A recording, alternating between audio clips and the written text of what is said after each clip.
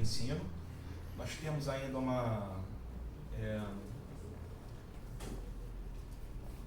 muitos passos para avançar nessa questão. Não temos aqui ainda uma estrutura de cursos, enfim, mas são coisas que estão sendo geradas e que a gente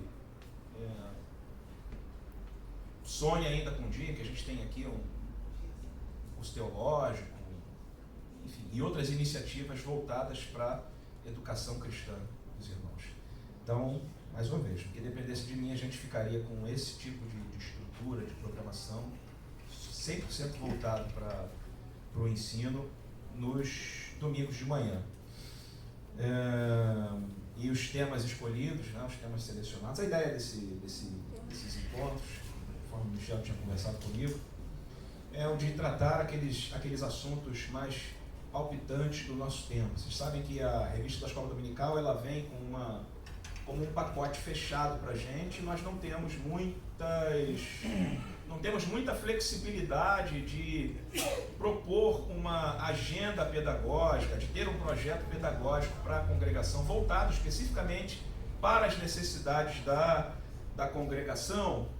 Então, achei bacana a gente ter esse período aqui, esses 3 meses de palestras para temas que são bastante desafiantes, temas do nosso tempo, temas aos quais os nossos jovens que estão no ensino médio, que estão na faculdade, estão sendo bombardeados com essas questões e muitas vezes a igreja falha em prepará-los, falha em dar a eles condições de responder adequadamente a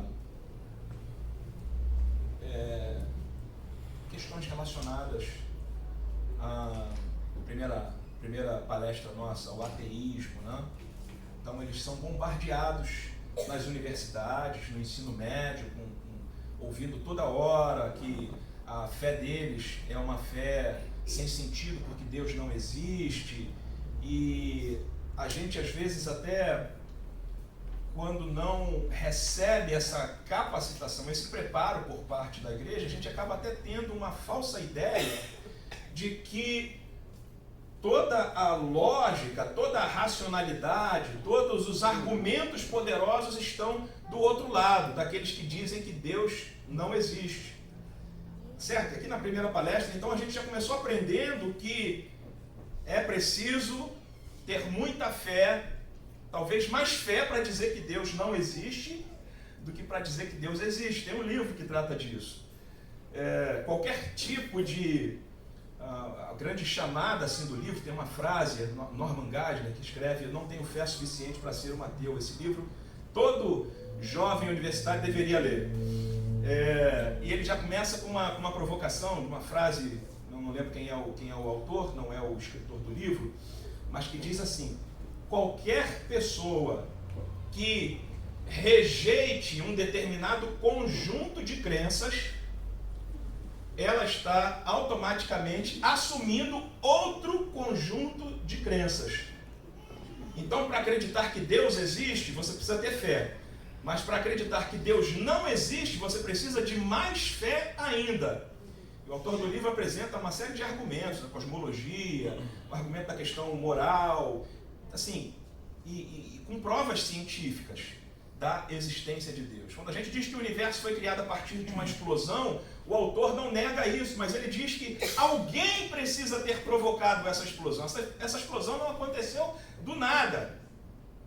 Então, principalmente aqui para jovens, não se sintam mais assim, poxa, faz sentido isso que o professor está falando, faz sentido isso que meus colegas de escola estão dizendo, né? Como se nós não tivéssemos argumentos. Nós temos argumentos, o problema é que precisamos investir um pouco mais em trabalhar esses assuntos na igreja, né? De você se sentir, às vezes, bombardeado, metralhado por um ateu e você não ter argumento para contra-atacar, para você contra-argumentar. Falamos também sobre o aborto na segunda palestra, né? E assim, a grande questão do aborto é quando começa a vida. Por que nós somos contra o aborto? Nós somos contra o aborto porque nós somos qualquer ação que atente contra a vida. A vida para a gente começa no momento da concepção. Por isso nós somos contra o aborto, porque para nós, a partir do momento em que ocorre a concepção, existe vida, ali tem uma vida. E se você tira essa vida, você está cometendo um assassinato, um homicídio. E por último a gente falou de suicídio. Também é um tema bem legal, bem do nosso tempo mesmo, né?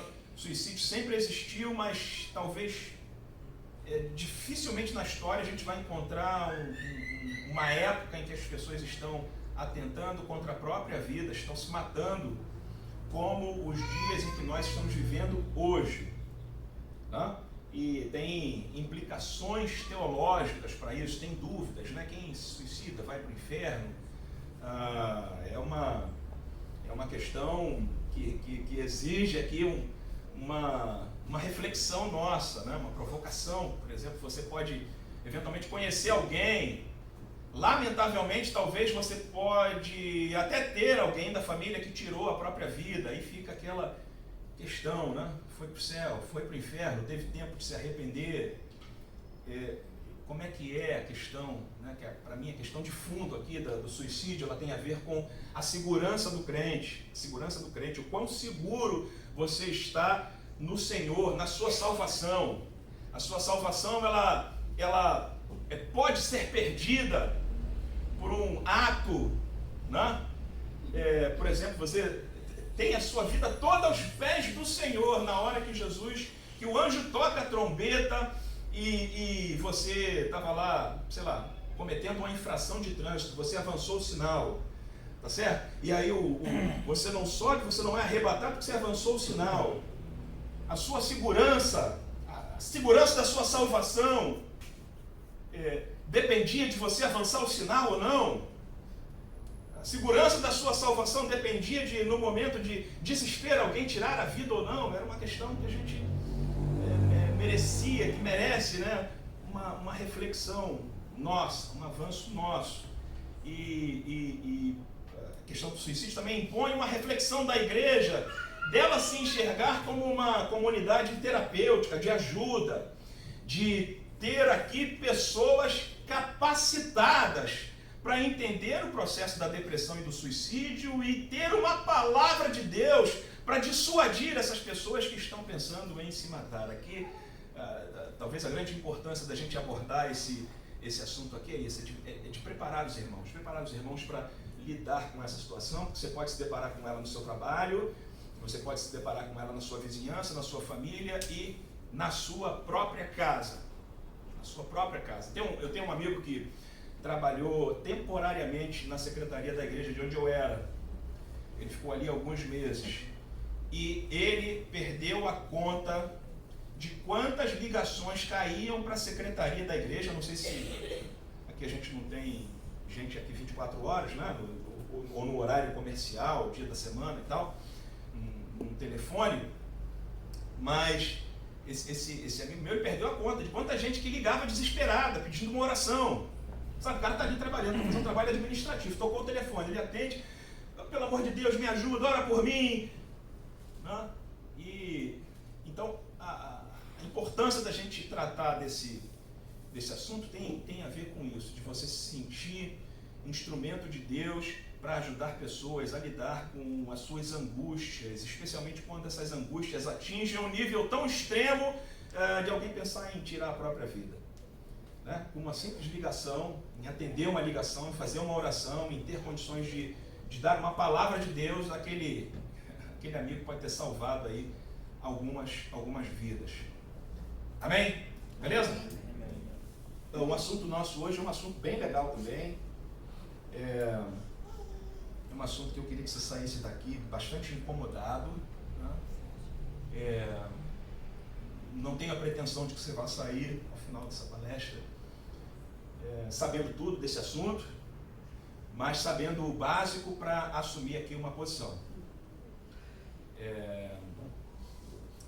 Eu espero te incomodar, eu espero ativar alguma coisa aí na sua cabeça, no seu coração, que mexa com você, sabe? Que faça você pensar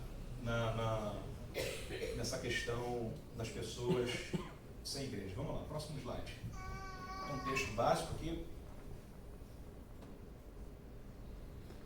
Consideremo-nos uns aos outros para incentivar-nos ao amor e às boas obras.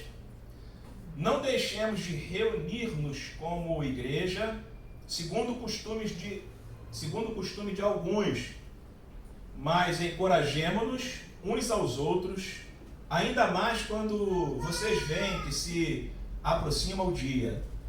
Hebreus capítulo 10, versículo 24 e 25, na Nova Versão Internacional.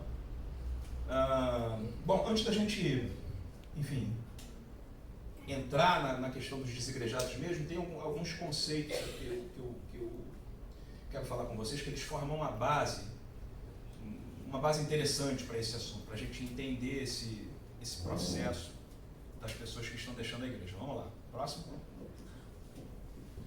A ideia nossa aqui é que então você saia incomodado com essas questões, né? Que você pense, por que você frequenta esse lugar? O que te traz aqui? Qual é a relevância da igreja local? E os argumentos daqueles que se opõem à igreja local, tá? São argumentos válidos? São argumentos que merecem alguma atenção da nossa parte? Por que os crentes deixam as suas comunidades? Não? O que provoca esse abandono, né? Esse autoexílio? As pessoas que saem da igreja. São questões para a gente pensar aqui. Próximo. A gente precisa entender que a igreja, ela tem uma dupla dimensão. É igual você aí. Você tem um corpo de carne e osso, mas você aprende que você não é só essa matéria que está aí. Você tem um espírito, uma alma, certo? Você tem uma dupla dimensão. Você tem uma dimensão de carne e osso, palpável, que a gente consegue discernir pelos nossos 5 sentidos, e você tem uma dimensão invisível, que eu não consigo discernir com os olhos, com o paladar, com nenhum dos sentidos. Eu não consigo ver, mas eu sei que você tem uma alma e você tem um espírito, beleza? Na realidade, até você nem é um corpo de carne e osso, você é um espírito que tem uma alma e habita no corpo, beleza? Você tem essa casa aí que eu vejo, mas você é uma alma e um espírito que eu não vejo, mas eu sei que está aí, eu sei que essas coisas existem. Volta uma aí, por favor, Gabriel. A igreja visível, então, ela é como esse corpo de carne e osso seu que eu vejo, que tem diferentes características. Cada um tem um tipo de cabelo, uma cor de pele, cor dos olhos, formato do rosto, né?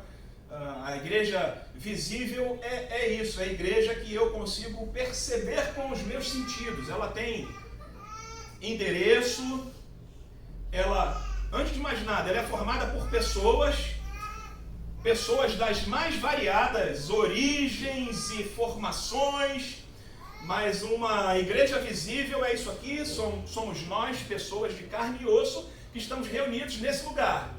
Então a igreja visível, formada por pessoas, ela, quando se organiza e se estrutura, ela passa a ter um CEP, ela tem um endereço, ela tem, se for legalizada, né, se não for uma igreja aí, usar uma expressão aqui bem legal, mas de fundo de quintal, né?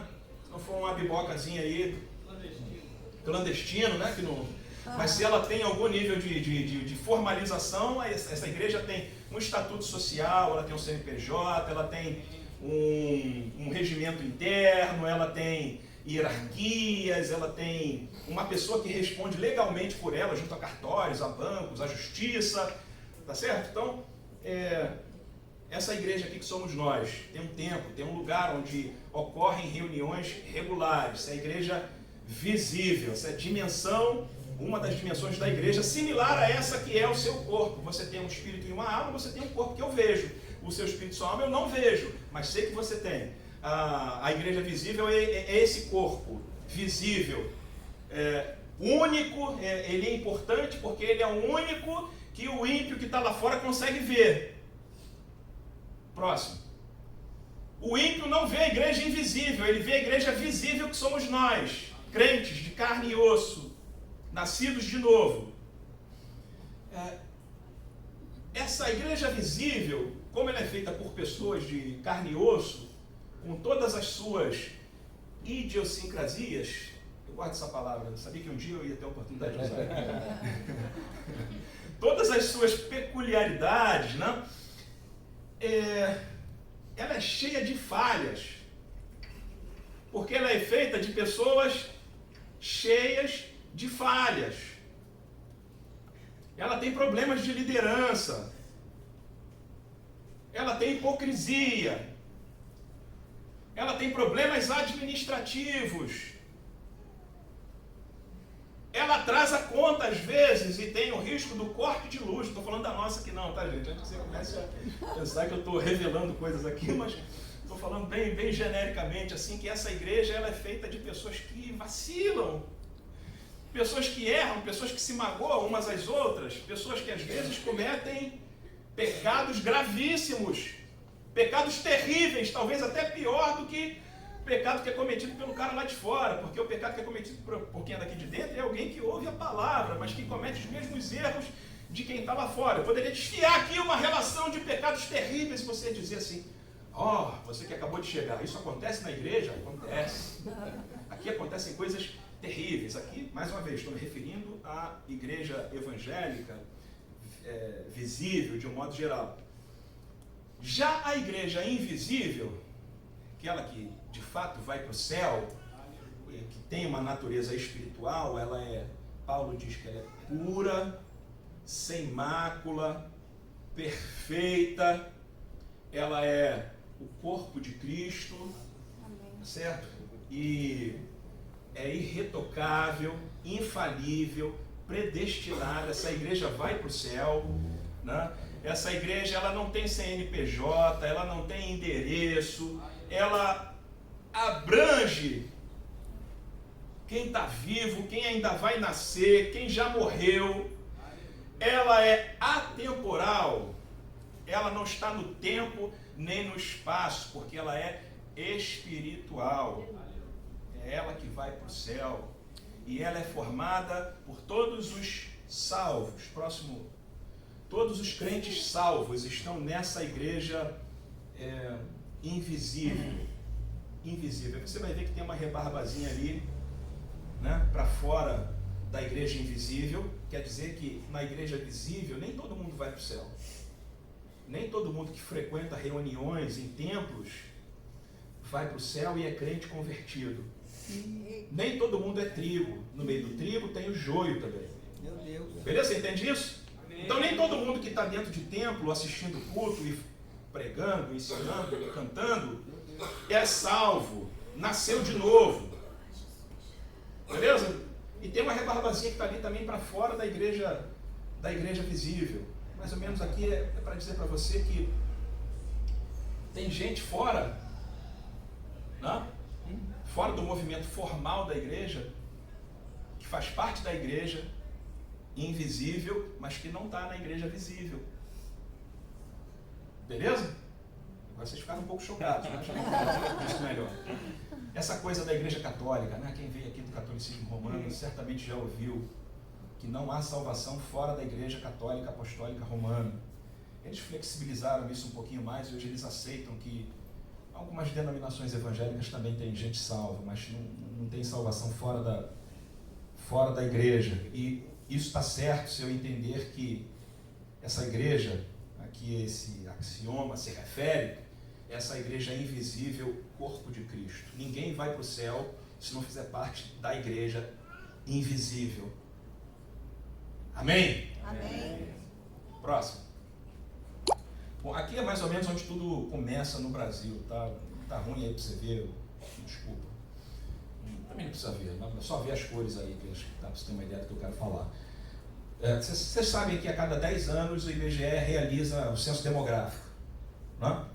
O próximo censo demográfico vai acontecer ano que vem, 2020, e o último censo demográfico aconteceu em 2010. E esse censo demográfico gerou um grande espanto na sociedade, Porque o número de católicos caiu e o número de evangélicos cresceu. E praticamente uma proporção nisso. Muita gente saiu da Igreja Católica e migrou para igrejas evangélicas. Os evangélicos no censo de 2010, e certamente isso já mudou, já tem mais evangélicos hoje, totalizavam aproximadamente 40 milhões de brasileiros, de um total de 190 milhões, declararam-se para os pesquisadores evangélicos. A Assembleia de Deus tem, desses 40 milhões, 12 milhões estão nas fileiras das Assembleias de Deus. 40 milhões de evangélicos no Brasil, 12 milhões são das Assembleias de Deus. Apareceu um número de 9 milhões de evangélicos não determinados, como o pesquisador chama, né? 9 milhões de evangélicos não determinados. O que quer dizer esse evangélico não determinado? São evangélicos de denominações inexpressivas, são evangélicos de múltiplas vinculações, que vão para eles, não estão fixos em uma igreja, né, mas eles assistem o culto de domingo de manhã na ADB-JPA, à noite eles assistem na Batista, na terça-feira eles vão na Metodista, e eles são de todas e no fundo não são de nenhuma. Tá certo? E teve uma pesquisa que aconteceu entre um censo e outro, que ela foi mais focada na questão de orçamento familiar e de religião. Pesquisa mais específica que revelou que 4 milhões de evangélicos, declaram-se evangélicos sem vínculo institucional. Portanto, o número de desigrejados no Brasil, ele é alguma coisa entre 4 milhões e 9 milhões, porque no meio desses 9 milhões tem um monte de situações aí que não dá pra gente saber muito bem. Para que o gráfico aqui? Para chamar a sua atenção, esse verdinho mais claro, são os 4 milhões que apareceram nessa pesquisa específica. O azul que está do lado é o total de crentes filiados à Igreja Batista no Brasil. Tem mais crente desigrejado do que crente na Igreja Batista. O cinzazinho ali são luteranos, do lado tem presbiterianos. Se você somar congregacionais presbiterianos e luteranos, não dá o número de gente que diz assim: eu sou evangélico. Qual é a sua religião? Sou evangélico. De que igreja? Eu não estou em igreja nenhuma. Não estou em igreja nenhuma. Vamos melhorar isso aí. Próximo. Aí, gente, choveu esse assunto desigrejados, era visto muito assim, como um cara que sai da igreja, é um desviado. É um apóstata. Ou é aquele cara que foi convencido lá pela Rádio Melodia, né? A grande preocupação da igreja antigamente, isso já passou muito tempo, né? Tinha até uma gozação, né? Você é crente em casa, que tinha um programa, né? Tinha um programa de rádio, Cristo em Casa, né? Era uma coisa assim, uma coisa parecida. E ainda tem nesse programa. Então a gozação era essa: você é crente em casa, né? Tá assistindo lá o programa da Melodia e tal. Então não tinha maiores preocupações com esse negócio. Quando aparecem esses números astronômicos do censo demográfico, isso chama a atenção da mídia secular, da mídia evangélica, capa de revista Época de 2010. Próximo. Revista Isto É, as duas abordando a questão dos crentes nominais, dos crentes, sempre teve, né? Católico não praticante. A pesquisa do IBGE revelou que aparece a figura, atualmente, do evangélico não praticante. Essas revistas exploram isso. Próxima. E não ficou só na revista, matérias de internet, tanto de veículos evangélicos como seculares, tratando a questão desse crente sem filiação. E tem uma matéria aqui específica que ela chamou bastante a minha atenção. O Ministério em Defesa da Fé, Ministério em Defesa da Fé, se eu não me engano é um ministério aí que vende carteirinha de pastor. Tem isso, sabia, não? Se alguém aqui tem pretensão de se tornar um pastor, se eu não me engano, ainda fica lá no Rio Branco. Custava R$70 há muitos anos atrás, não sei quanto é hoje. Mas você sai de lá com a sua carteirinha de pastor, de missionário, se você quiser. Mas enfim, o Ministério em Defesa da Fé Apostólica prepara um grande projeto para a criação da primeira igreja 100% online, visando abarcar esses 4 milhões de crentes que se dizem desigrejados. É um nicho, enxergou aí um nicho de gente. Vamos fazer a igreja 100% online, 100% na internet. Próximo. Afinal, o que é um desigrejado, gente? Definição é difícil e essa palavra é um neologismo. Não consegui descobrir quem foi que... O neologismo é uma palavra nova, que não existe no dicionário. Que alguém inventa essa palavra para descrever alguma coisa. Não sei se é o Augusto Nicodemos quem cria a palavra, mas é quem dá projeção para ela. É o cara mais famoso do cenário evangélico, pastor, doutor Augusto Nicodemos, presbiteriano. É o primeiro líder evangélico de projeção nacional a tratar esse assunto desigrejado. Tem um artigo gigante dele tratando essa questão. Então, se não foi ele que criou a palavra desigrejado, ele foi quem deu notoriedade, quem tornou essa palavra famosa. Porque a partir daí, gente, a partir dessa pesquisa do censo, começou a aparecer livros, publicações, artigos, dissertações de mestrado, teses de doutorado, trabalho acadêmico para todos os gostos, todos os matizes da fé cristã, tratando da questão dos desigrejados. Desigrejado é alguém que abandonou o vínculo institucional, abandonou o vínculo com uma igreja formal, mas não é um apóstata, não perdeu, não deixou de acreditar na fé cristã e não deixou de praticar a fé cristã. Amém? Amém. Quem é o desigrejado? Não é o desviado. É o cara que não pertence mais a nenhuma igreja evangélica, mas ele continua acreditando no Evangelho e praticando o Evangelho. Ele continua orando, ele continua de alguma forma se reunindo, ele continua de algum jeito mais informal, vivendo como o Evangelho. Ok? Próximo. Bom, a literatura sobre o assunto, ela aponta 2 causas principais e seus muitos desdobramentos que a gente não vai comentar aqui por uma questão de tempo. Mas a primeira, próximo, tem a ver com a decepção com a liderança. Gente que foi abusada por seus pastores, abuso psicológico, abuso espiritual, gente que foi enganada, gente que foi traída, gente que foi machucada. E aqui eu sei que na nossa congregação, a nossa congregação é nova, e qualquer igreja nova, ela atrai gente decepcionada com as suas igrejas de origem. Mas esse cara aqui é aquele que desistiu de procurar outra igreja. Ele sofreu uma decepção tão grande com a sua liderança, né?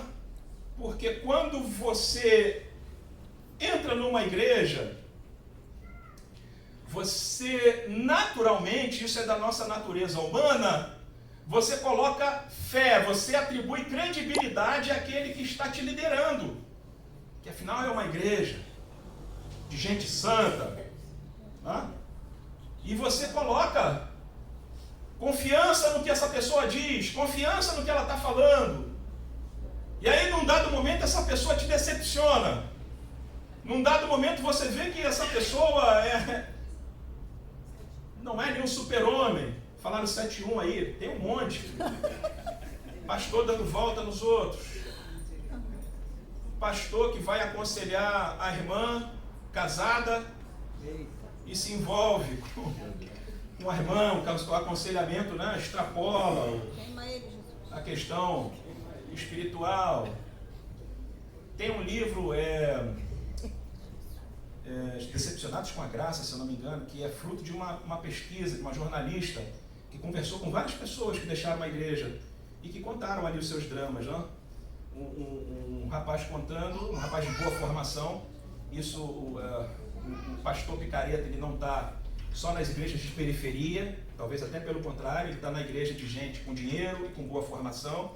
Ele conta que o o pastor, ele começou a perceber que o pastor levava um estilo de vida assim, incompatível com a média dos membros que frequentavam aquela igreja.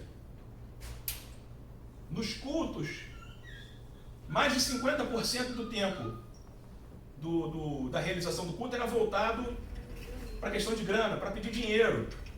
Meu Deus. E aí esse rapaz, ele começa a se aproximar do pastor, que é alguém que ele admira, ele olha assim e vê naquele sujeito uma referência para a vida dele, ele se aproxima e ele começa a viajar com aquele pastor, ele começa a servir como uma espécie de secretário daquele pastor. O pastor chega ao disparate, né, de chegar e numa viagem para o exterior, olhar para uma pasta bacana de marca, ó, fulano, me abençoa aí com essa pasta, porque quem abençoa o profeta tem galardão de profeta, recebe galardão de profeta. Aí o cara começou a ir somando uma coisa com a outra, e alguma coisa não está batendo aqui, alguma coisa não está fechando.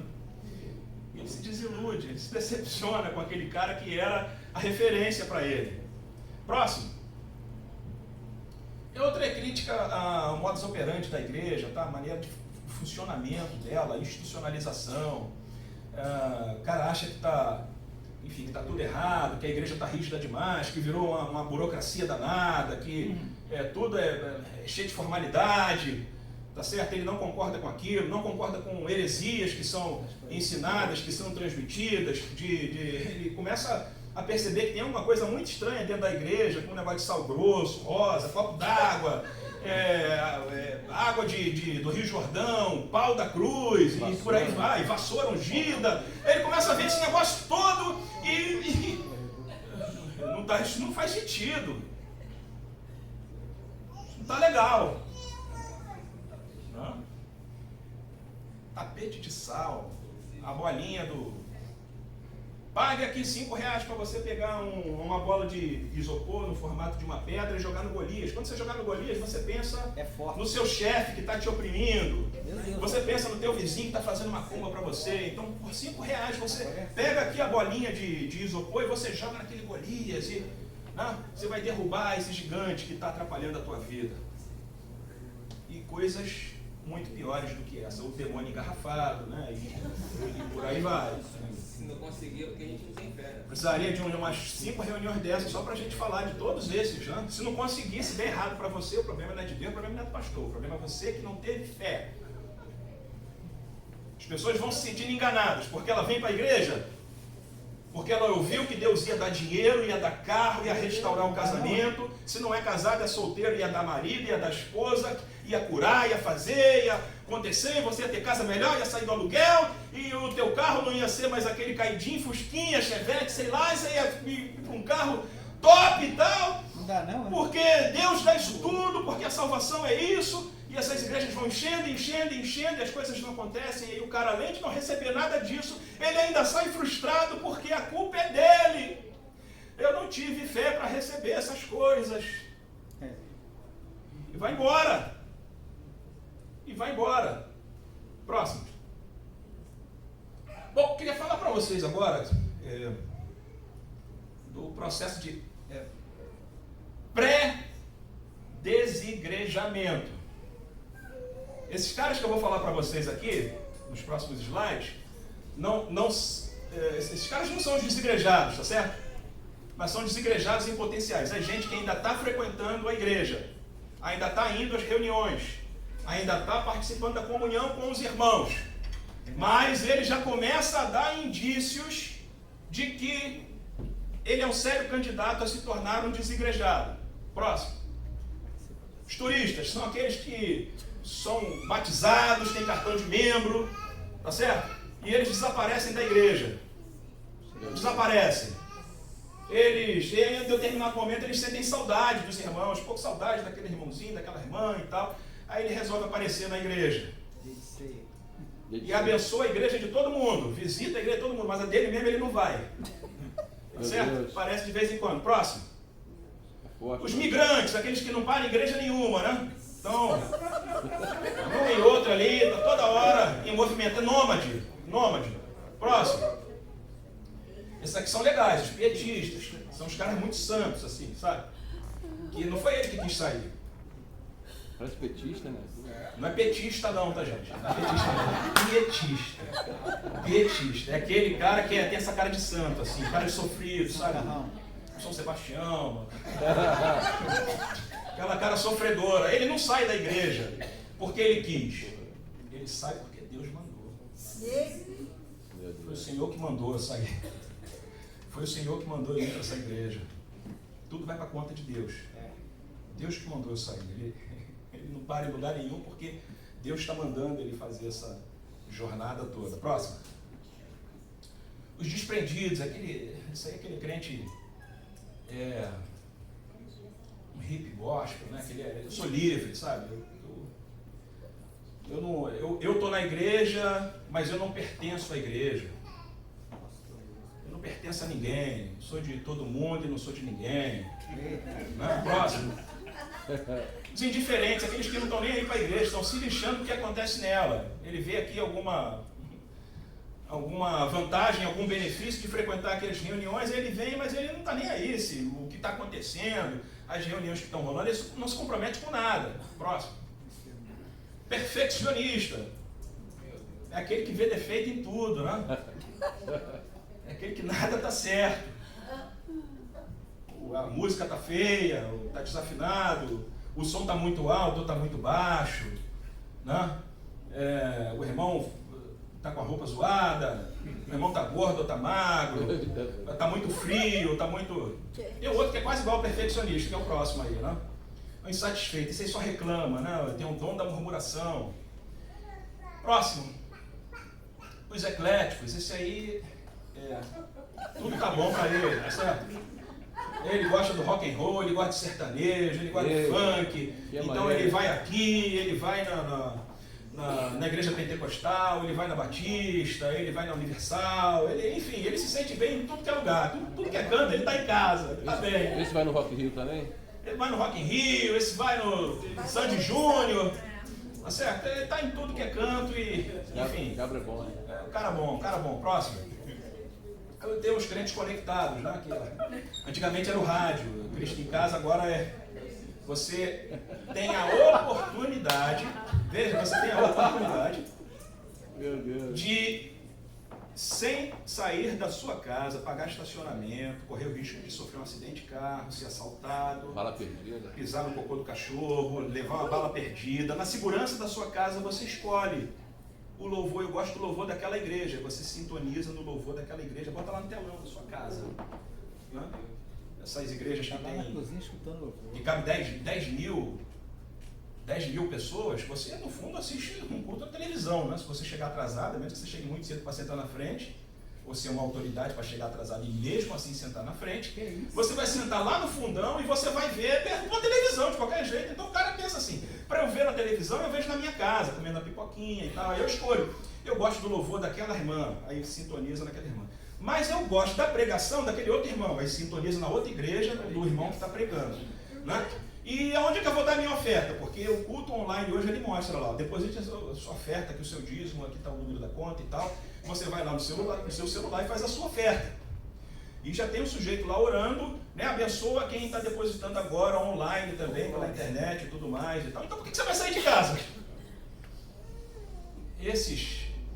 É nessa hora assim que a gente precisa pensar, qual a importância de eu estar aqui reunido? Por que eu estou aqui e não estou na minha casa, assistindo de casa?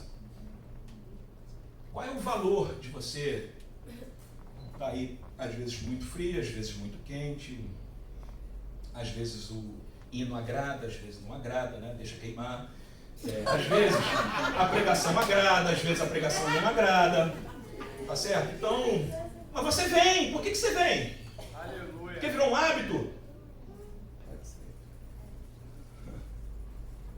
O que te traz aqui? Qual é o valor desse lugar? Qual é o valor de fazer parte disso? Seria melhor você estar em casa, vem de casa?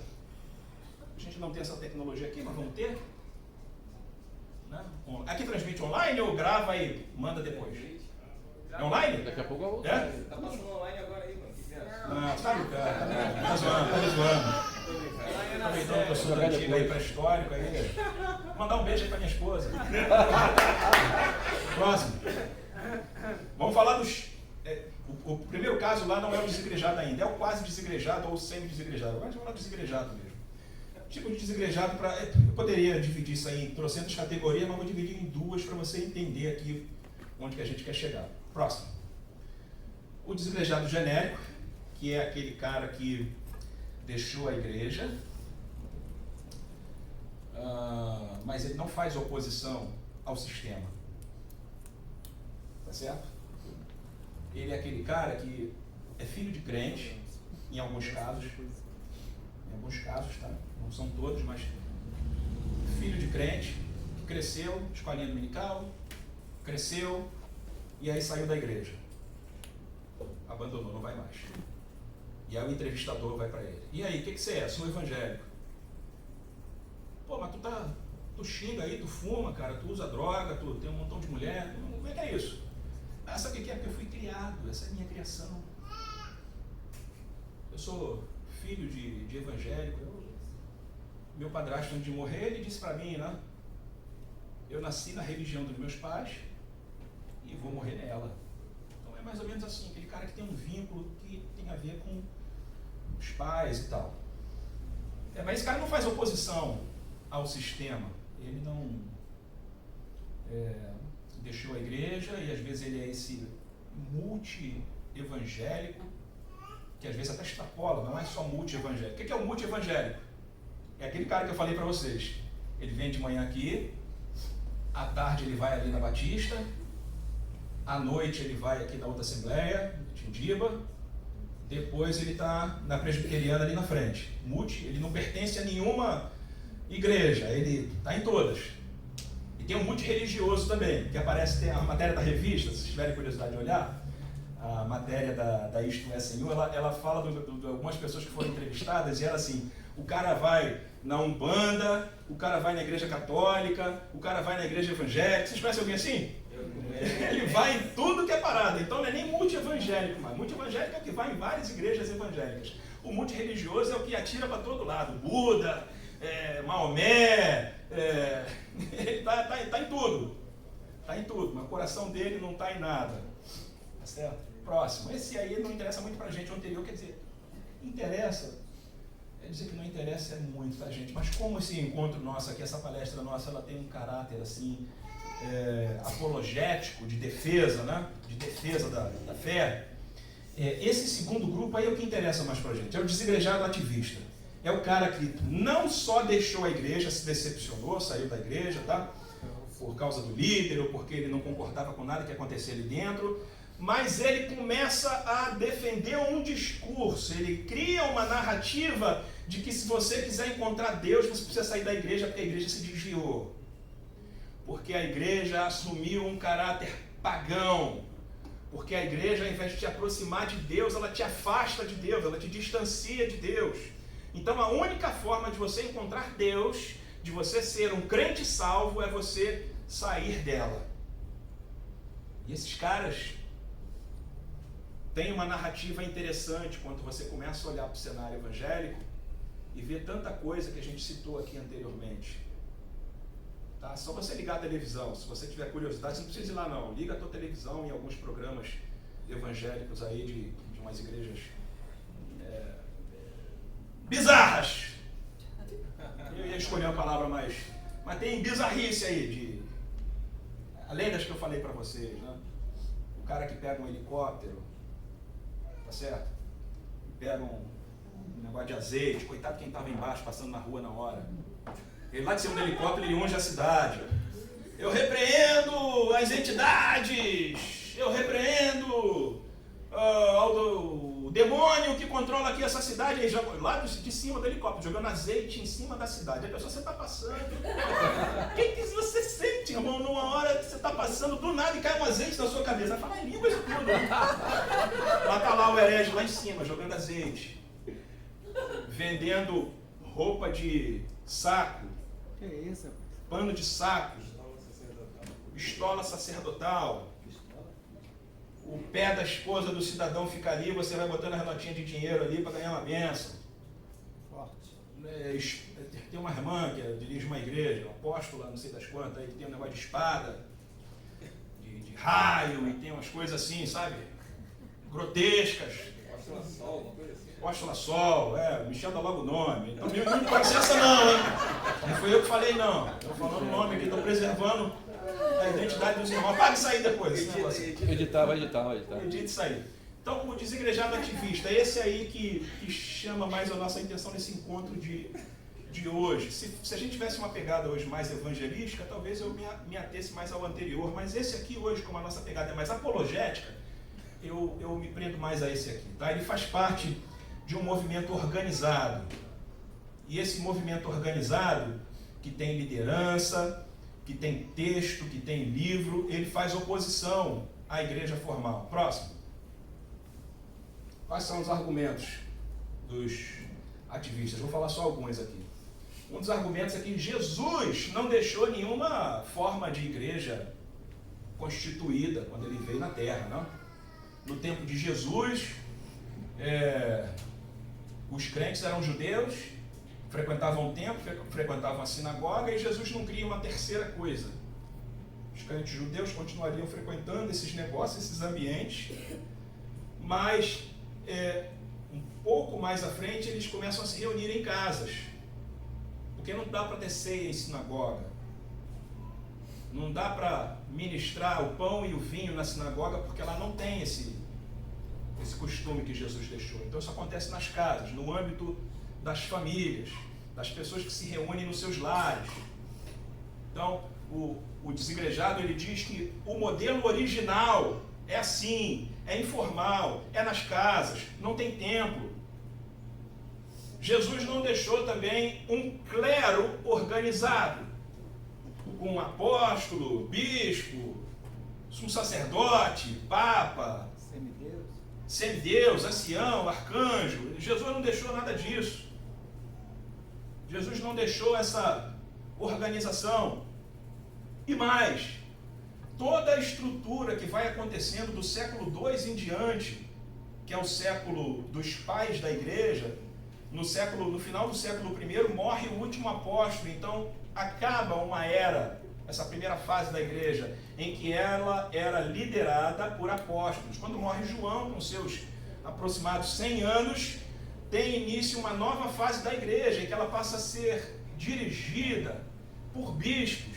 E daí para frente a igreja vai assumindo uma estrutura, um corpo, ela vai crescendo até que chega Constantino. Constantino é o nome que os desigrejados adoram, porque é o imperador romano. Até então a igreja vinha sendo perseguida por Roma, mas ano 325 Constantino se torna simpático ao cristianismo.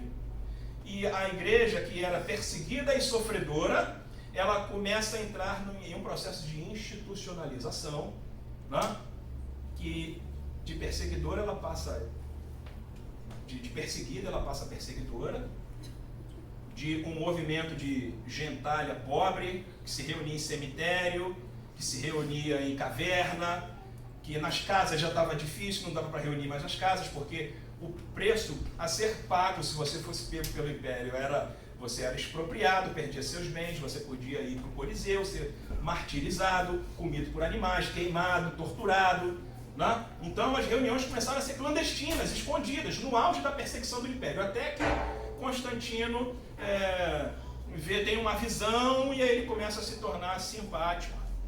Na medida em que o Império Romano começa a entrar em decadência, do ponto de vista de uma nação, um Estado, começa a ascender um novo tipo de império, de alcance muito maior do que o Império-nação. Né? Então é isso. Jesus não deixou nada disso. Isso é invenção de Constantino, tá certo? Eu me oponho a esse negócio todo. O cristianismo que é praticado hoje nas igrejas é um cristianismo paganizado, que sofreu a influência dos gregos, sofreu a influência dos romanos, sofreu a influência de um monte de religiões de mistério daquela época, tá certo? Esse cristianismo que vocês veem hoje aí nas igrejas, dizem eles, os desigrejados, é um cristianismo desviado. Portanto, para você conhecer Jesus de verdade, para você viver a verdadeira fé cristã, você precisa sair da igreja, com argumentos caros. É assim que eles pensam. Próximo. Esses são os livros provavelmente os livros mais influentes dos desigrejados são livros de autores norte-americanos, publicados em 2005 e primeiro, né, a Revolução, do George Barna, e depois 2007, do Frank Viola, com o mesmo George Barna, né, que tem esse nome aí, Cristianismo Pagão, e o primeiro Revolução, que começam a tocar nesses assuntos, né, de uma certa apostasia da igreja cristã, e não só uma apostasia, mas também uma vinculação da igreja com o paganismo, principalmente grego e romano, né?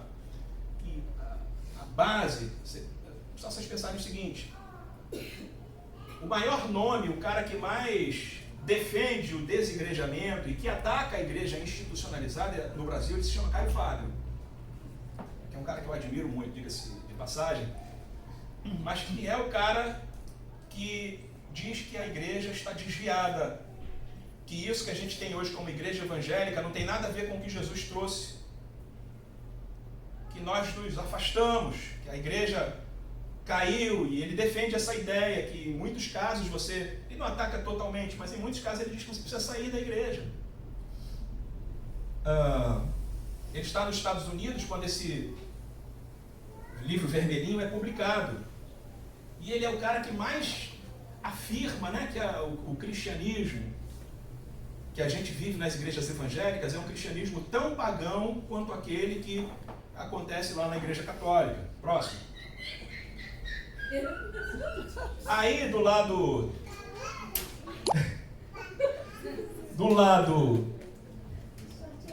de cá, ou de lá, é o crente desigrejado, que não precisa botar terno, não precisa comprar roupa nova, né? O culto dele é em casa, o culto dele é no Starbucks e tal, então ele anda à vontade.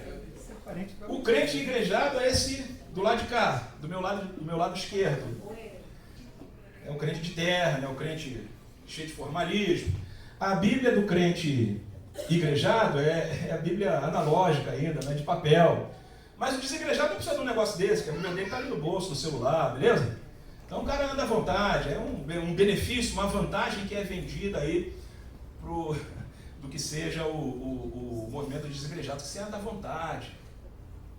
Você está livre dessas regras, livre dessa coisa que o Silvio falou aqui mais cedo, né?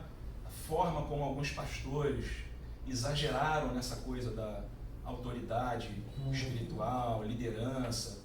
Irmãos, o problema não está no conceito, o conceito é válido. O problema é que quando você extrapola isso e coloca o pastor, o líder de uma igreja, num patamar em que ele quase flutua, que ele está acima da crítica. Se você disser qualquer coisa em objeção a ele, tá, você vai arder no mármore do inferno. Você vai pagar todos os seus pecados, porque as maldições do Senhor vão vir sobre aquele que fala mal do seu pastor, mesmo quando ele for merecedor de acusações duríssimas, como roubo, adultério, né, desvio de recurso. Tá certo? Tem um pastor famoso, não vou falar que está sendo gravado aqui, mas você sabe o nome? Alguns sabem, né?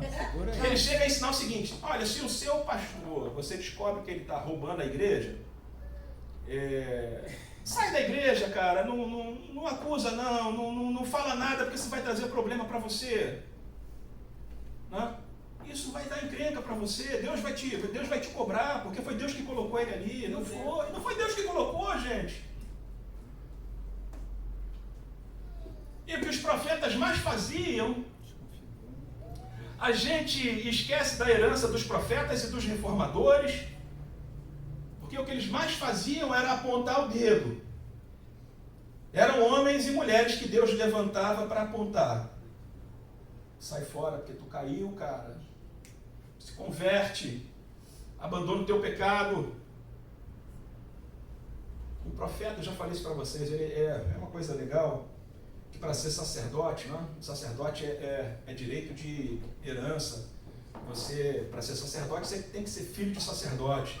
Então o sacerdote pertence a um clero especializado, que a uma certa altura, já na época de Davi, começa a ser mantido às expensas do rei. É o monarca que paga as contas e que sustenta o sacerdote. Então, quando o rei se corrompia, O sacerdote não fala nada, porque quem bota o pão na mesa dele é o rei. O sacerdote não fala nada. Aí o que Deus faz?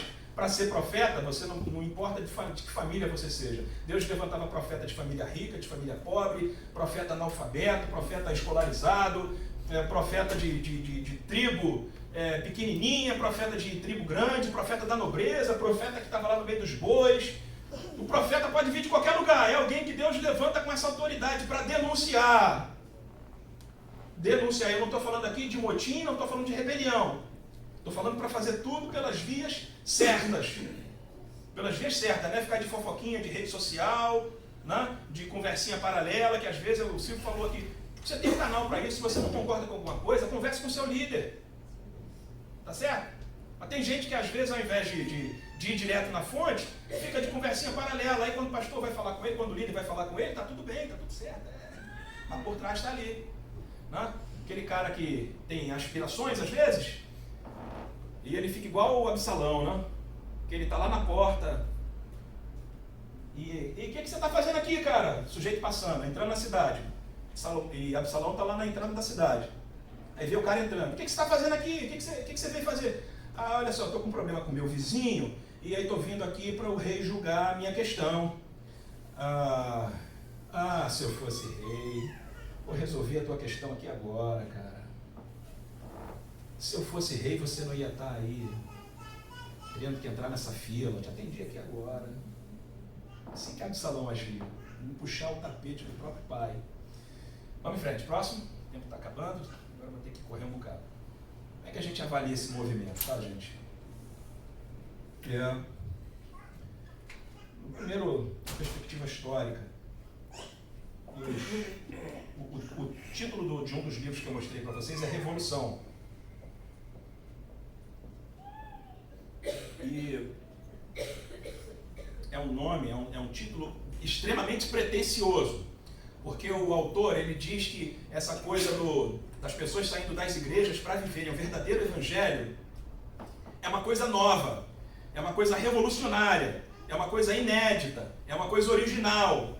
Só que a história da igreja está repleta, lotada de movimento de gente que se opõe à institucionalização pela qual a igreja passa. Lotada, desde os primeiros séculos da igreja teve gente que se levantou, eu não concordo com nada disso, vou sair desse negócio, vou começar um outro negócio novo aqui. Deus me mostrou que está tudo errado e eu vou para outra parada, eu vou para o certo. As seitas, por sinal, elas começam assim, todas elas. Mas vamos citar aqui, por exemplo, Montano, que é um cara que aparece nos primeiros séculos da igreja, e Montano tem uma pegada pentecostal forte ali, só que ele exagera na dose. Montano é uma liderança da igreja que entende que o Espírito Santo, ele fala por profecia, ele levanta profetas. E Montano, qual é o problema de Montano? Deus continua levantando profetas, falou por meio de profetas hoje, continua. Mas para Montano, o profeta que Deus usa pode falar até contra a palavra, contra a Bíblia. Para Montano, a Bíblia está, as escrituras às quais ele tinha acesso à época, tá certo? Elas são colocadas em segundo lugar. Mais vale se você recebe uma profecia, e se essa profecia é contrária ao que está registrado na palavra de Deus, para Montano você fica com a profecia. A profecia vale mais do que as escrituras. De vez em quando aparecem uns montanos aí, né? Tinha um que ele escreveu um livro que era o livrinho que João teve que comer, que era o livro selado do Apocalipse, o livro que o cara escreveu. E aí ele pegava a Bíblia, botava assim na mão das pessoas, não acontecia nada. Pegava o livro dele, botava na mão, as pessoas tinham tremelique ali, porque o livro era muito poderoso. Então os montanos que vão aparecendo assim, não só no começo da igreja, 2000 anos atrás, quase 2000 anos atrás, como nos dias de hoje, está cheio de montano aí, espalhado por esse movimento pentecostal mundo afora.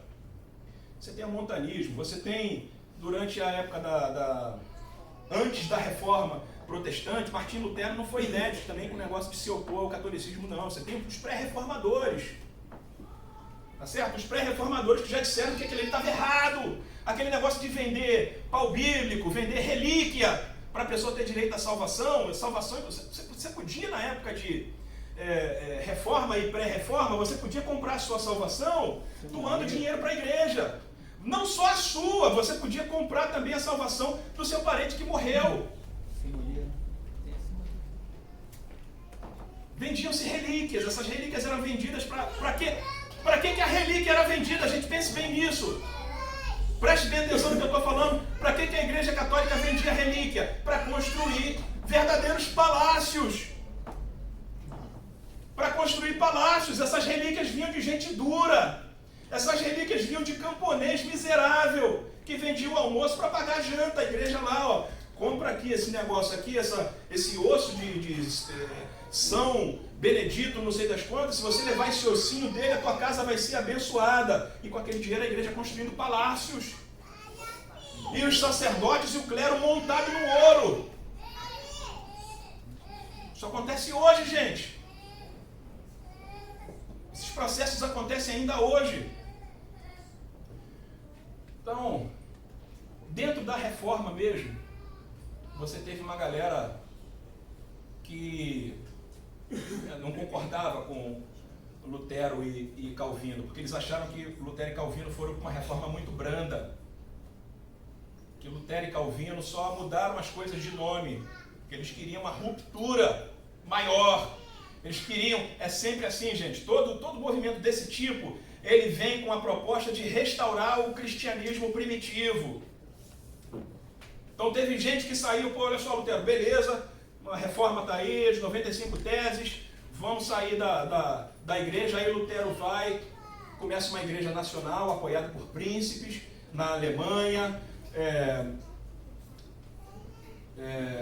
Calvino na Suíça, e você começa a ter, depois a igreja anglicana na Inglaterra, você começa a ter igrejas nacionais, igrejas que têm poder temporal, igrejas que têm dinheiro. Esses caras começaram a olhar aquele negócio e disseram assim, poxa, mas a gente saiu da igreja católica, e estão criando outra igreja católica com outro nome? Não, eu estou fora disso. Mais para frente, século XVIII, você tem um sujeito chamado John Nelson Darby, extremamente importante para a teologia pentecostal, porque é o cara que dá as bases para o dispensacionalismo, que a gente crê, dos processos, das etapas, né? Da escatologia, da vinda do Senhor Jesus em 2 etapas. É John Nelson Darby que cria esse negócio. Ele sai da igreja institucional, porque ele começa a olhar que a igreja se tornou burocratizada, se tornou muito cheia de formalismo, ela perdeu o vigor, sabe? Ela se tornou liberal demais, não tem mais santidade nessa igreja. Aí o cara sai e se junta lá aos irmãos Plymouth e começa um outro negócio, um movimento de santidade que rompe. A gente é contra tudo isso que está aí, vamos começar um negócio novo. E nesse negócio novo vai ter santidade, né? Vai acabar com essas formalidades desse bando de gente com roupa diferenciada, né? Um usa uma roupa de uma cor, outro usa uma roupa de outra, cargo disso, cargo daquilo, aquela estrutura pesada, engessada. Vamos começar um negócio novo aqui. Nessa época que surge a Adventista do Sétimo Dia, é nesse século que surge os Testemunhas de Jeová, num movimento chamado de restauracionismo. O que é o restauracionismo? A igreja se desviou. Vamos voltar aos parâmetros, aos padrões da igreja primitiva. Vamos voltar ao cristianismo primitivo.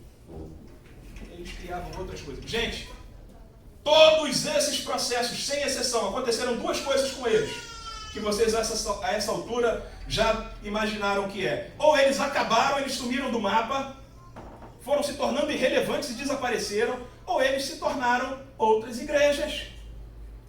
O cara vem para criticar a igreja e diz que tudo isso que está aí está errado, eu vou começar um negócio novo aqui. Ele cria outra igreja. O Caio Fábio sai, deixa de ser um ministro presbiteriano, tá certo? E diz assim, tudo isso que está aí está errado. A igreja se desviou, a igreja caiu. Para você encontrar Deus, encontrar Jesus, você tem que sair dela. Sai dela, sai, virou Babilônia. Sai dela, povo meu. E ele cria um movimento chamado Caminho da Graça, que aí eles não têm mais culto, tem reunião. O pastor é a própria comunidade que escolhe. A gente não tem mais nada a ver com esse movimento de igreja formal. Só muda o nome, gente. Alguém já ouviu falar que Congregação Cristã do Brasil? Foi a primeira igreja evangélica em solo nacional. Primeira igreja evangélica a chegar no Brasil em 1910, um missionário italiano que vem dos Estados Unidos, é a Igreja Congregacional do Brasil, que apresenta também um movimento de ruptura. Movimento de ruptura. Eles começam um trabalho aqui, e aí não vamos mais chamar o pastor de pastor, porque a gente vai viver o cristianismo lá de Atos dos Apóstolos.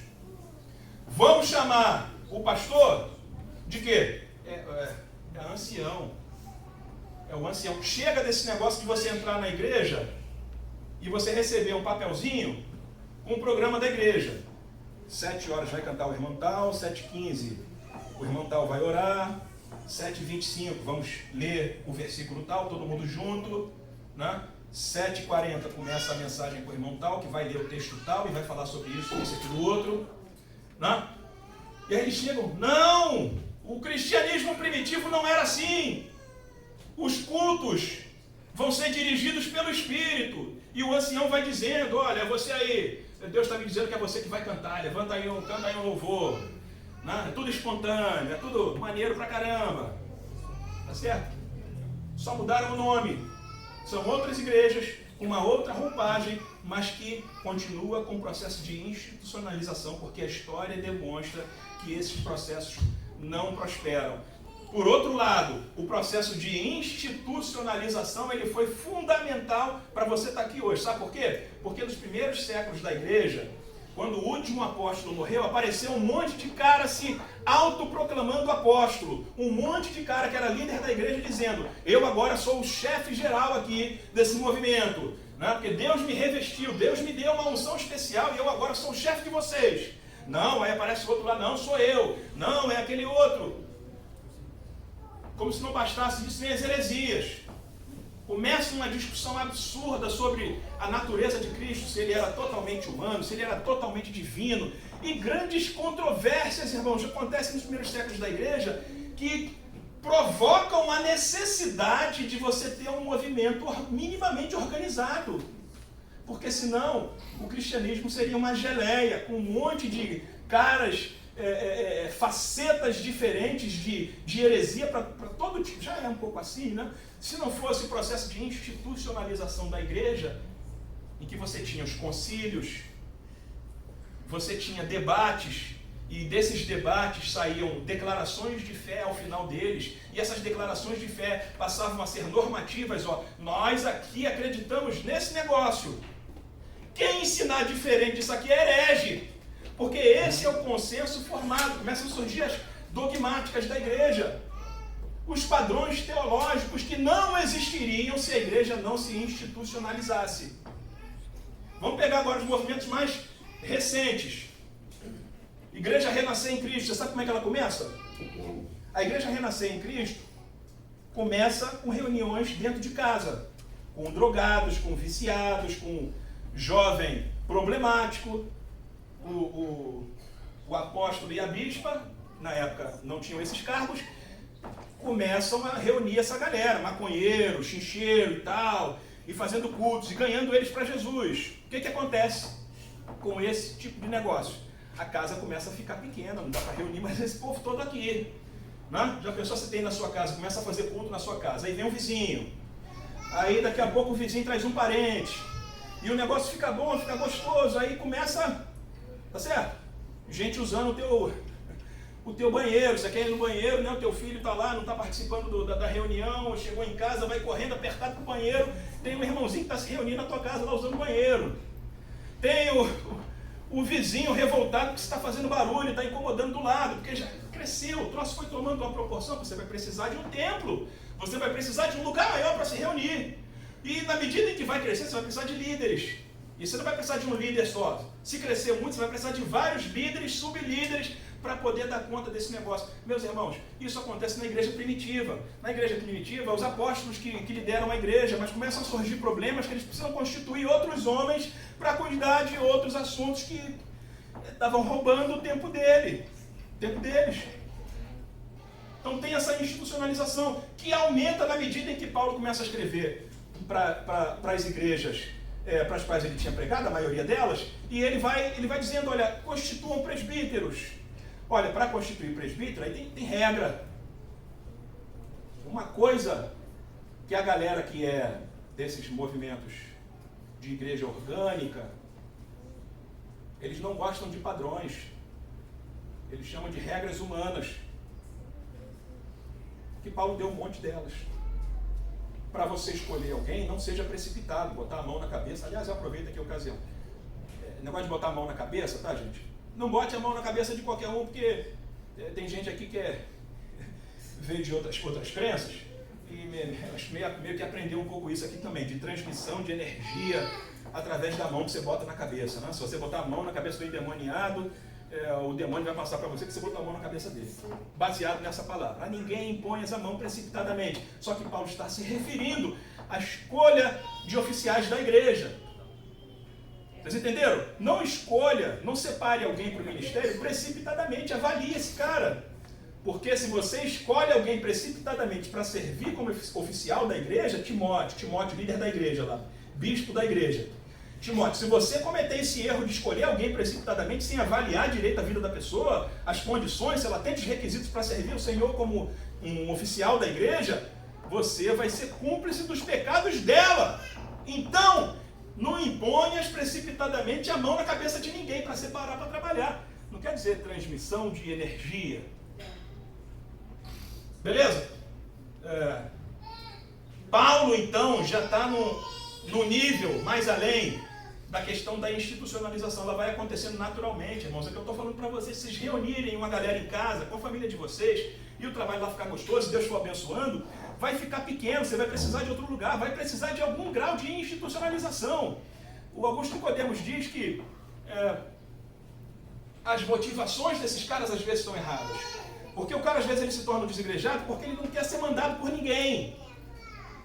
Ele não quer se submeter. Ele não quer cumprir regra de ninguém.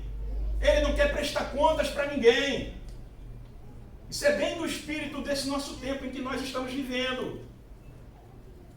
E no qual nós estamos formando nossos filhos. Já viram a quantidade de jovem que não para emprego? Não é porque não tem dificuldade de se empregar, não. É porque não quer obedecer. Não quer se submeter. O chefe olhou torto, ele já pede as contas. Na igreja, o irmão passou, não deu a paz do Senhor, o pastor não deu a paz do Senhor para ele. Oh, meu Deus do céu, ele sai da porta da igreja, porque eu fui maltratado. Eu tenho dignidade, eu vou sair disso aqui. Já viram isso? Gente cheia de mimimi, sensível ao extremo. Né? Aí o cara vai ser desigrejado porque ele não quer prestar conta para ninguém, ele não quer ter líder, enfim. Vou pular ali. Aliás, eu vou falar na última bolinha só. Eu ia falar as outras, mas o meu tempo, o Michel já está andando ali, daqui a pouco ele vai mandar cortar o som. Eu já estou acabando. Nós somos, gente. Deus nos criou assim, tá? Nos seres relacionais. Nós somos seres relacionais. Quando Deus diz em relação ao homem, não é bom que o homem esteja o quê, irmãos? Só. Eu vou fazer uma companheira para ele. E não foi só para suprir necessidades, né, sexuais e tudo mais, não. Foi também para isso. Necessidade de companhia. Você está aqui porque você precisa de gente. Gente para te apoiar. Gente que pensa parecido com você. Gente que te encoraja. Gente que compartilha os mesmos valores. Você tem necessidade disso. A pessoa que se basta, você provavelmente conhece pessoas que se bastam, né? Se for investigar, provavelmente ela tem algum problema de ordem patológica na sua psique. Porque todo ser humano precisa de outros seres humanos. Gente, para que serve dom se você não tem com quem compartilhar? Para que Deus vai te dar dom se você não tem para quem ministrar esses dons?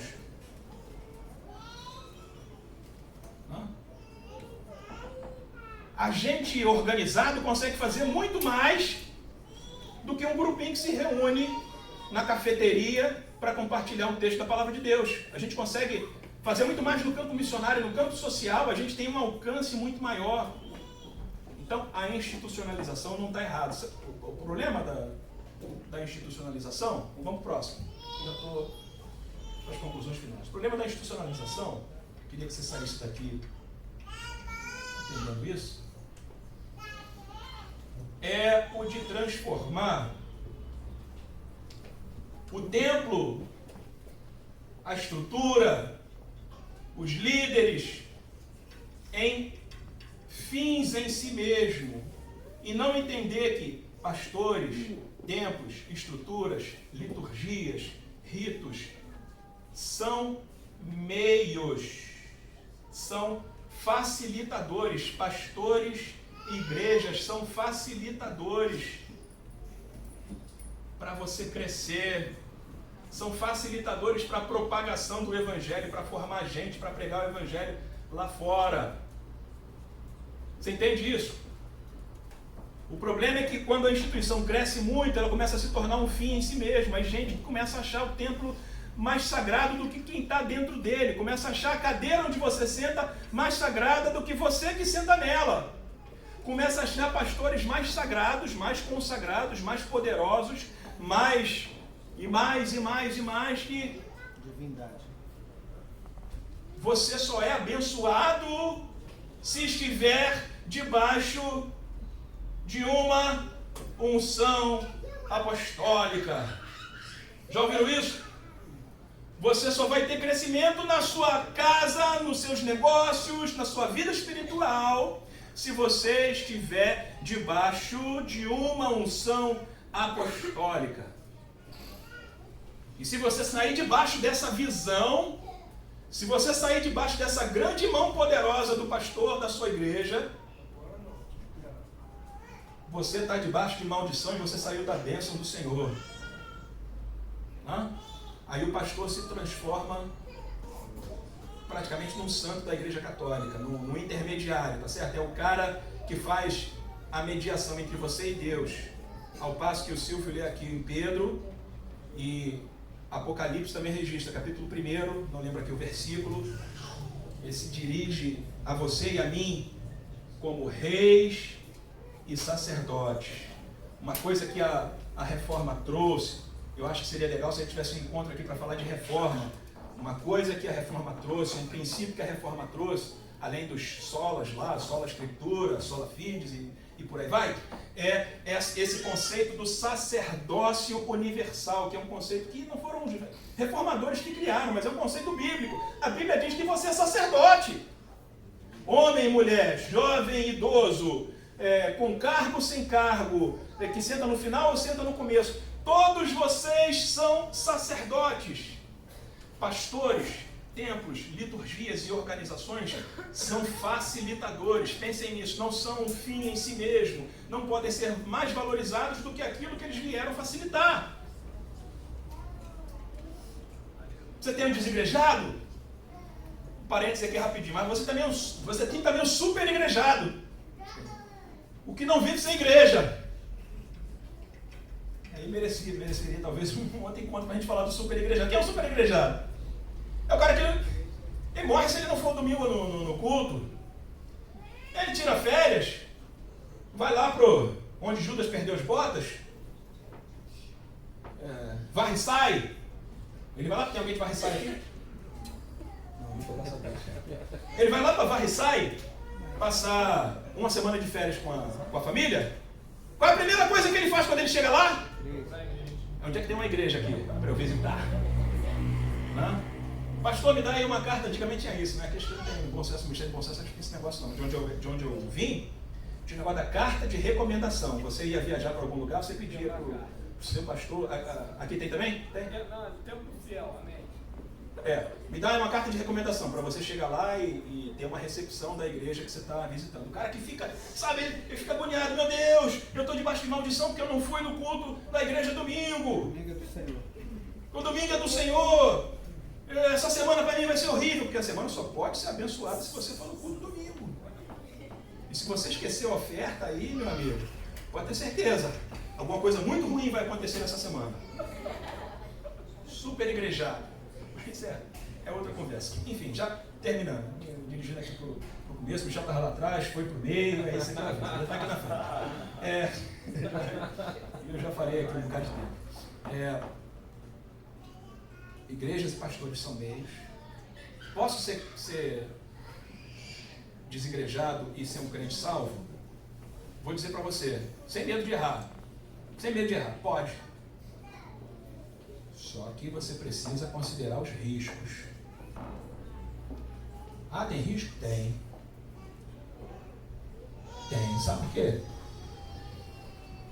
Você fica exposto aí ao mundo aí fora muito mais tempo que você está exposto às coisas de Deus aqui na igreja. Seu trabalho, seus estudos, sua vizinhança. E o mundo exerce fascínio, sedução em muitas coisas, nas quais você é toda hora tentado. Quem está fora, quem resolve seguir voo solo ou resolve se reunir em pequenos grupos, está mais exposto, irmãos, ao ataque do inimigo. Eu falo de experiência própria. Quando eu comecei a me ausentar dos cultos durante a minha adolescência, para vergonha própria, eu lembro que os Trapalhões contribuíram grandemente para isso. Os Trapalhões foram uma derrota na vida dos crentes nos anos 80. Né? Os jovens não riram porque não são dessa época, mas tem aí a minha idade, lembro desse negócio. A gente deixava de ir para a igreja, então só chegava mais tarde, né? Você via assim na igreja lá, né? O cara chegando 7h30 e tal, cara, esse cara assiste os Trapalhões. Esse cara gosta dos Trapalhões. Porque aqui, irmãos, esse lugar aqui existe para você compartilhar as suas bênçãos, as suas dificuldades. Esse lugar aqui é para ser um lugar de bênção na tua vida, é um lugar para te facilitar o teu crescimento, para você fazer amigos, para você andar com gente que compartilha os valores da fé com você. Esse lugar existe para isso. Esse lugar para ser um lugar de cura, de saúde. Para alguns, pode ser que ele comece a se tornar um lugar de doença, de você só ver defeito, ver problema. Aí o que eu recomendo para um sujeito que está na igreja e está sofrendo? Ele vem para o culto já por obrigação, né? Ele brigou com um montão de irmãos, ele não gosta do louvor, ele não gosta de... Vira aí pro seu irmão do lado, dá a mão, repete não sei o quê. Eu também não gosto de nada disso, mas eu amo os irmãos aqui, eu me sinto bem nesse lugar, eu estou feliz aqui, irmãos. Eu estou feliz aqui. Fala, Deus. Tá certo? Você não vai achar igreja nenhuma que você concorde com tudo. Eu não concordo com um montão de coisa aqui também. Mas eu sei que se eu for para outra igreja, também não vou concordar com um montão de coisa. Eu estou feliz aqui. Amém. Aqui tem gente boa. Amém. Tem gente que me ama, eu me sinto amado nessa igreja. Amém. Eu conheci muita gente boa aqui, eu estou crescendo aqui, estou aprendendo muito. Agora, se não fosse assim, esse lugar me faz adoecer. Eu venho aqui, caramba, vim por obrigação, é pesado para mim, é penoso. Irmãos, aí tem um negócio chamado multiforme graça de Deus. A graça de Deus que se manifesta de muitas formas. Tem igreja para todos os gostos. Você não gosta de barulho, você gosta de silêncio? Tem igreja silenciosa. Você não gosta de bate-palma? Tem igreja que não bate palma. Você gosta de bater palma e dançar? Tem igreja que bate palma e dança. Você não gosta de fumaça? Tem igreja que não tem fumaça. Você não gosta de fundo preto? Tem igreja que não tem fundo preto, fundo colorido, cortina, né? Desenho de cachoeira e palmeiras. Tem para todos os gostos. Tem igreja dos roqueiros. Só não vou dizer para você ir na igreja dos gays, que aí eu não sei se essa igreja é a igreja de Deus. Eu acho que não, mas isso aí é uma outra palestra. Mas tem a igreja dos roqueiros, tem a igreja do surfista, do skatista, tem a igreja de velho, tem a igreja de novo, tem a igreja de todos os gostos. Para você não chegar no céu, meu filho, por que você não participou da comunhão? Por que você não Jesus não chamou ninguém para ficar em monastério, sabe? Jesus nos chamou para ser sal da terra, luz do mundo, e começa aqui dentro, não é só lá fora não, é aqui dentro também. É aqui dentro também. Esse negócio de ser sal da terra e luz do mundo, a gente pensa que é só lá fora, aqui dentro também. Chamou para você ser um crente, amor. Você chega na presença do Senhor, Senhor, olha só, o problema é o seguinte, né? Chega lá mascando chiclete para São Pedro, com a chave lá que dá acesso ao paraíso. Aí São Pedro pergunta para você assim, meu filho, por que você se desigrejou? Ô São Pedro, o negócio é o seguinte, tudo errado lá, sabe? Tem fumaça, tem palma para Jesus! Tem esse negócio aí, São Pedro. Aí ficou puxado para mim, São Pedro. Mas tu foi na outra? Que outra? Aqui não tem nada disso. Não tem desculpa para São Pedro. Se chegar na presença de São Pedro, você não vai poder dizer para ele, pô, mas eu gosto de um rock, sabe, São Pedro? Eu gosto de botar uma blusa preta, sabe? Eu gosto de usar brinco, eu gosto de tatuagem, tá certo? Eu gosto de usar calça comprida, eu não gosto desse negócio de coque e tal. Tem igreja aí para você expressar a sua vida tranquila em todas essas questões, irmão. Mais uma vez, eu não vou falar dos gregos, que aí é demais, né? Mas você não vai poder dar desculpa. A multiforme graça de Deus está aí para você encontrar a sua igreja. A dos sonhos você só vai encontrar no céu. Se você quiser a igreja perfeita, só morrendo, irmãos. Tem essa má notícia para você. Igreja perfeita só se você morrer. Aí você vai encontrar a igreja perfeita. Aquela invisível lá que eu mostrei que ninguém quer ir antes do tempo, não? Quem que quer ir para a igreja perfeita? É só morrer. Mas quando você estiver vivo aqui, não tem igreja perfeita. E se você achar uma, não entra nela, porque você vai acabar com a perfeição toda. É isso? O que mais? Tinha mais algumas coisas aqui. Fica para o outro. Vamos orar. Querido Deus, eu te agradeço. Obrigado. Eu te peço, Senhor, Deus, que a palavra que foi ministrada aqui provoque reflexões, provoque avaliação, Senhor,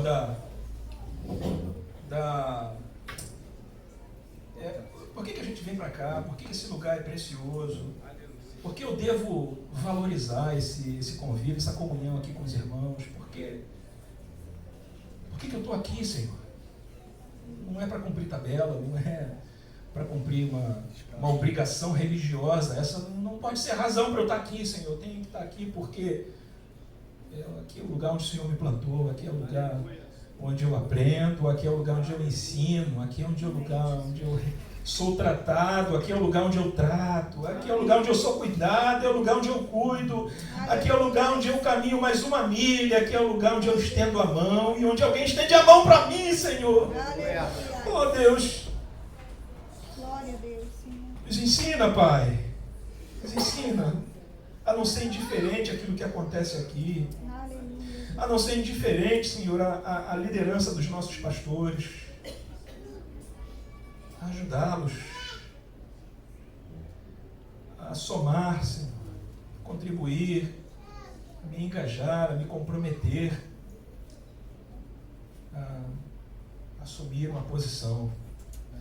Em nome de Jesus, abençoa aqueles que estão afastados, abençoa aqueles que optaram por viver um tipo de igreja alternativa.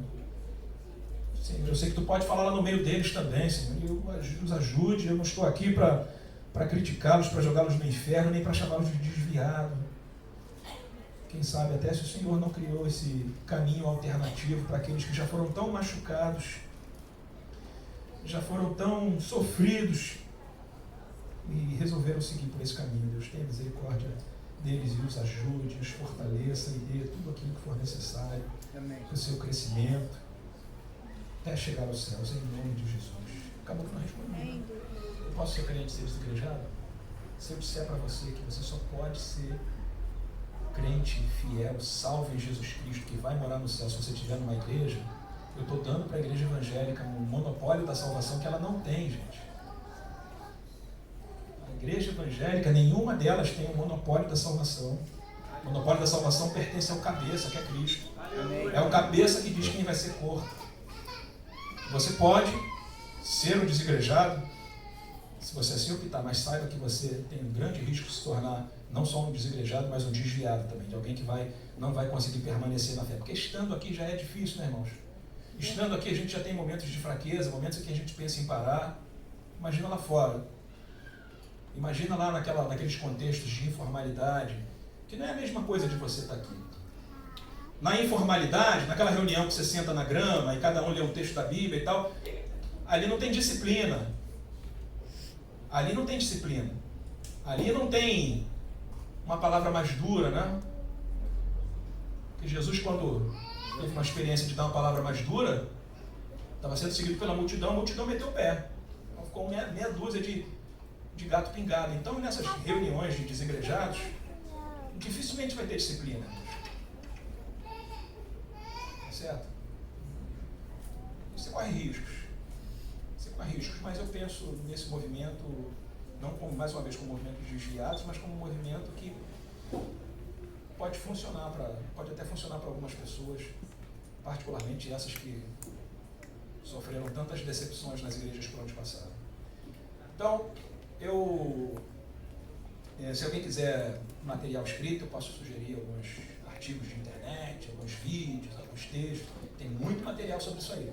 Você pode fazer a sua procura também, em vez de falar comigo, falar com o Dr. Google.